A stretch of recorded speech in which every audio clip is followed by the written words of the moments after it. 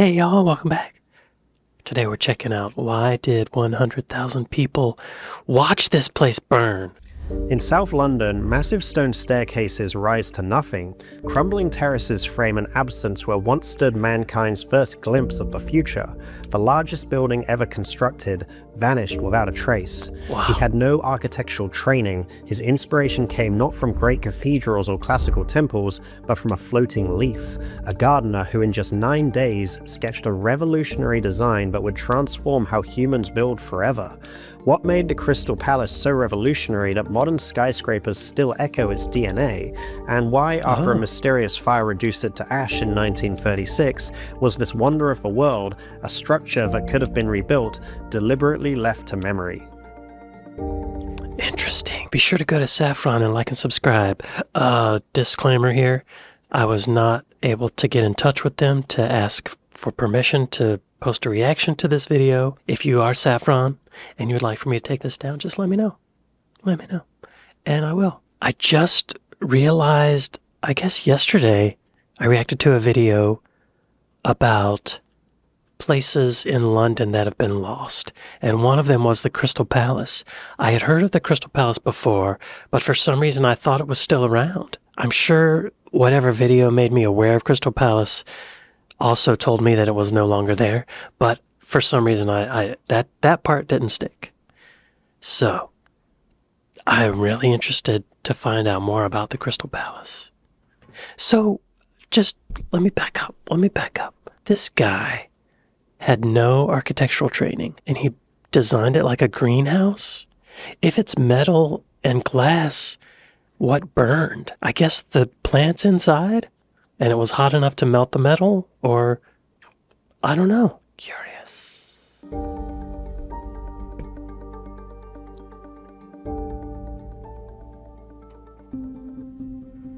The gardener's vision. Joseph Paxton began his career as head gardener at Chatsworth House.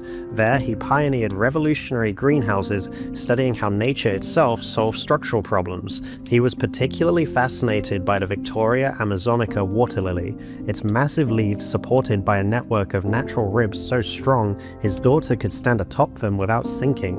When London announced the Great Exhibition of 1851, a global fair to showcase Britain's imperial might, they needed a suitable building. The exhibition committee's design contest produced no workable winner, and time was running short.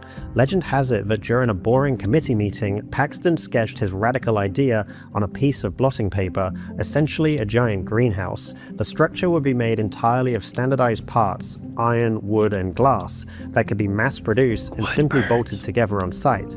Architectural Airport scoffed. The journalist Douglas Jerrold jokingly dubbed it a Crystal Palace, a nickname that stuck. But with just 8 months until opening day, Paxton's design offered something crucial. It could actually be built in time. He sketched it on a napkin. Like so many great ideas. Amazing. So it was also built of wood, apparently. And wood does burn, I'm told. And it could be built quick. Smart. Very smart. Building the Crystal Empire. The scale was staggering, 1,848 feet long, 456 feet wide, covering nearly 1 million square feet. But more revolutionary than its size was how Paxton built it. Traditional architecture relied on skilled craftsmen creating unique components. Paxton's approach was radical: standardize everything. Every glass pane measured exactly 10 by 49 inches. Every iron column cast to identical specification. The entire structure was based on a repeating 24-foot square module, multiplied 77 times in length and 19 times in width, like a giant chessboard in 3 dimensions. At peak construction, 2,000 workers swarmed the site. Teams worked in parallel, assembling sections simultaneously. My gosh. Paxton designed ingenious gutters that served 3 purposes. They drained rainwater, supported glass panels, and provided tracks for glaziers' trolleys. His workers could install an astonishing 18,000 panes per week. When public protests erupted over plans to cut down Hyde Park's elm trees, Paxton simply redesigned the roof, adding a soaring 72-foot-high transept, a barrel-vaulted arch tall enough to enclose the trees entirely. This impromptu solution became one of the building's most iconic features. Just 39 weeks after breaking ground, the impossible was accomplished, on time, on budget. The Crystal Palace stood complete, a physical manifestation of British imperial power and industrial might. Wow. He took a problem and he made it a perk. Don't chop down the trees, build around the trees. That's brilliant. And the standardization, making all the parts the same size except for that roof, I guess he had to change that. Brilliant. I wonder how much glass they broke on accident, you know? Just dropping it, cracking it. That's so much glass. Amazing. 39 weeks. How many months is that? 9 months and 3 weeks. The Empire Under Glass. May 1st, 1851, Queen Victoria entered the Crystal Palace to officially open the Great Exhibition. In her diary, she called it the happiest, proudest day of my life. What unfolded inside over the next 6 months was unprecedented. 100,000 objects displayed along 10 miles of exhibition space, 15,000 exhibitors from around the world. The British Empire and its colonies occupied half the space, a physical manifestation of Britain's global reach. At the heart of the exhibition sat the Kohinoor diamond, recently acquired from India, symbolizing Britain's imperial acquisition of treasures from across the globe. The exhibition transformed class divisions, if only temporarily. Initially, tickets cost £1, a sum only the wealthy could afford, but prices eventually dropped to just 1 shilling on shilling days, allowing working class visitors to experience the wonder. By the time the exhibition closed on October 15th, over 6 million visits had been recorded, equivalent to a third of Britain's entire population. The Crystal Palace had become a cultural phenomenon. As the Great Exhibition ended, the Crystal Palace faced an uncertain future. Built as a temporary structure, it was scheduled for dismantling, but in an unprecedented move, a private consortium purchased the structure. The Crystal Palace would not be destroyed, it would be reborn. Wow. What do you do with that? Honestly. I mean, it's a museum, but what else could it be? I guess you could put offices in there or something. I don't know. 1851. That was built. That must have been, that must have blown people's minds to walk into a place like that. These drawings make it look, the photos too, but these drawings, I'm sure most of those people that walked in there had never been in a space like that. Ever. That's amazing. Dismantling, but in an unprecedented move, a private consortium purchased the structure. Who? Second Life at Sight. The new location was dramatic, a commanding hilltop in South London. I forgot about this. Yeah, they tore it down and built it again. What? That whole thing. They took it apart and rebuilt it. That is amazing. How much glass did they break during that? Show me on the internet. When the Crystal Palace was moved, how much glass was broken? Historians do not know exactly how much glass was broken when the Crystal Palace was moved, but contemporary accounts suggest that a significant quantity was shattered. I bet. A group of businessmen dismantled the structure from the original Hyde Park location in London in 1852 and rebuilt it at Sydenham Hill, where it reopened in 1854. The palace was not simply reassembled, it was significantly modified and enlarged in its new location. The new structure contained features like a barrel vault. Okay, I don't want to get ahead of it. Okay, let's watch the video. Amazing. The redesigned structure was larger and more impressive than before, sitting atop elaborately landscaped terraces with fountains and gardens. Inside the palace was transformed into a Victorian theme park. A team of artists created a series of spectacular courts, immersive educational exhibits where visitors could wander from ancient Egypt to the Alhambra Palace in Spain. Okay. Outside, sculptor Benjamin Waterhouse Hawkins created the world's first life-size dinosaur models.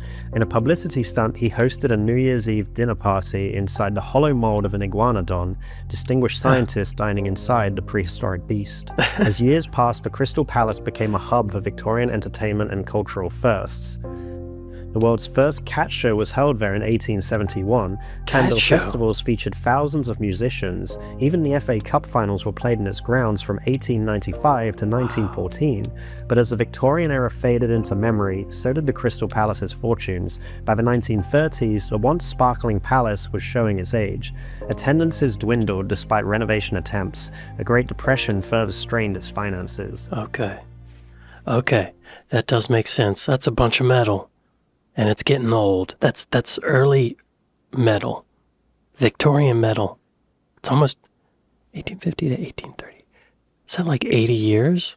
That's a long time. Oh, the upkeep. All those windows to wash. Oh my God. Yeah, I could see it getting pretty grimy. You know, it's in London. All that smoke. Industrial Revolution. Coal. Yeah, okay. Yeah. Act 5, Night of Fire. November 30th, 1936, Sir Henry Buckland, the palace's manager, was walking his dog with his daughter Crystal, named after the building but defined her father's life. As dusk gathered, Buckland noticed an eerie red glow flickering inside. What began as a small fire in the cloakroom spread with alarming speed. The Crystal Palace, with its acres of timber floors and thousands of glass panes creating a chimney effect, had become the perfect environment for an inferno. The fire could reportedly be seen from 8 counties away, a beacon of destruction visible across southern England. By midnight, an estimated 100,000 people had gathered to watch the Victorian wonder burn. Grab Winston a bucket! Churchill stood among... Grab a bucket! Right? Put out the fire!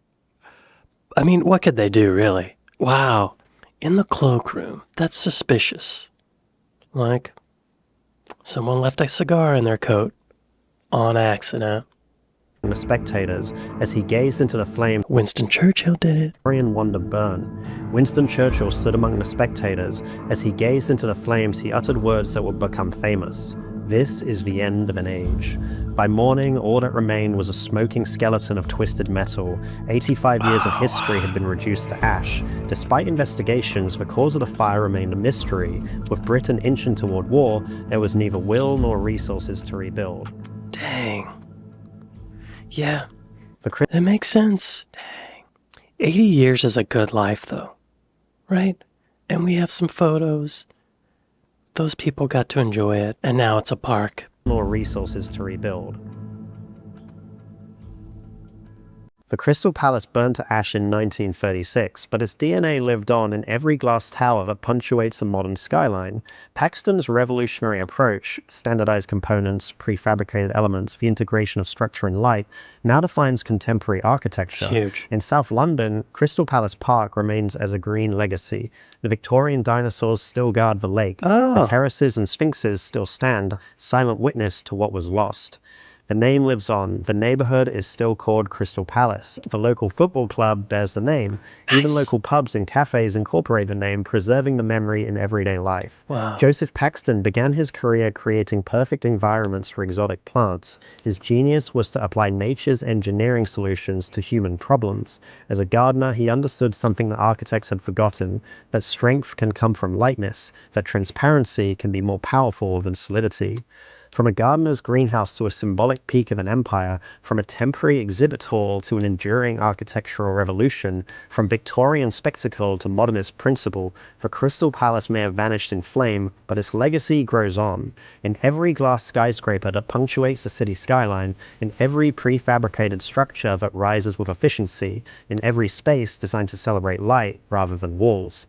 Perhaps that is the most fitting memorial to Paxton's achievement, not preserved in stone or protected from time, but continuously reimagined and reborn, like seeds scattered from a gardener's hand, still sprouting in unexpected places, still reaching toward the light. Wow. Hey guys, thanks for watching. Wow. If you like the video and would like to support the channel, please like and subscribe. That stuff really helps the channel out. And if you have a friend that you think would also like this video, please feel free to send it their way. If you have any video topics you'd like us to cover in the future, feel free to drop them in the comments below. Thanks again for watching, and I'll see you in the next one. Thanks, Saffron. I'm gonna like and subscribe, and maybe give me a like and subscribe. Yo, that's amazing. This guy was way ahead of his time. Or he was perfectly in his time. But using nature, what a beautiful story. A tragedy, but the lily pad thing is kind of mind-blowing, isn't it? I gotta say, though, all of those modern glass buildings that they showed, they don't hold a candle to the Crystal Palace. Though it's so ornate, and the modern ones look super simple and practical, I guess. That's just amazing. It's gigantic. I keep saying amazing, but it really is amazing. Wait a minute. Show me on a map. So it was first in Hyde Park, is that right? No, not Hyde Park, Los Angeles. Thank you. Hyde Park, London. Okay, right. Okay, yes. Right. And then Sydenham? Where's that? Okay, oh my god. It's kind of far. Directions to there from Hyde Park. Not Hyde Park, Los Angeles. Hyde Park, London. Idiot. That's a 42-minute drive. Wow, that's a long way. Where's Crystal Palace Park? I wonder if that's okay, yeah, it's the more recent location. Beautiful. Oh, there's a dinosaur. I like how it's just out in nature. You can kind of visualize what it would really look like if it was an actual dinosaur. Cool. Oh, deer, dinosaur. Beautiful.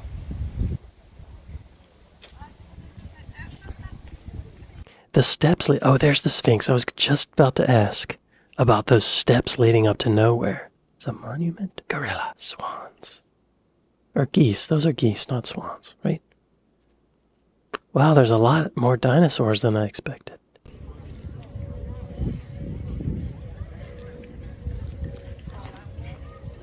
Beautiful. Oh, you can kind of see where it stood on this map, I guess. Oh. Oh, there's some kind of... See, this is not... Kudos to whoever built this. That's nice, but it doesn't hold a candle to the original. What is this? A gazebo? Nice. That's beautiful. That reminds me of Central Park in New York. Look at this dinosaur. I don't know if dinosaurs held their necks like that.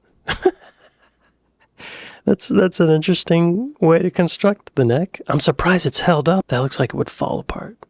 There must be some internal ironwork going on. Dinosaurs. Yes. Yes. There's the Sphinx. Oh. Wow. That looks like it's gonna fall over. Dinosaurs. Beautiful. Beautiful. Wow. Oh, there's some stairs going nowhere. So where the palace was, it looks like trees have grown up there, apparently. I would like to see the satellite view. Oh. Okay. So they've rebuilt some structures. There's a football field. What is this? Crystal Palace Sports Center. Great idea. Indoor football pitch. Great idea. So the original must have been right here? Is that right? That looks like there used to be something there. All along here. Oh, that's parking. The Crystal Palace. Okay. Wow. Very cool. Amazing. I would like to go there. Maybe one day I will. Well, y'all, thanks to my patrons. Thanks to my Buy Me a Coffee folks. Thank y'all for watching this with me, and I'll see you next time. Later.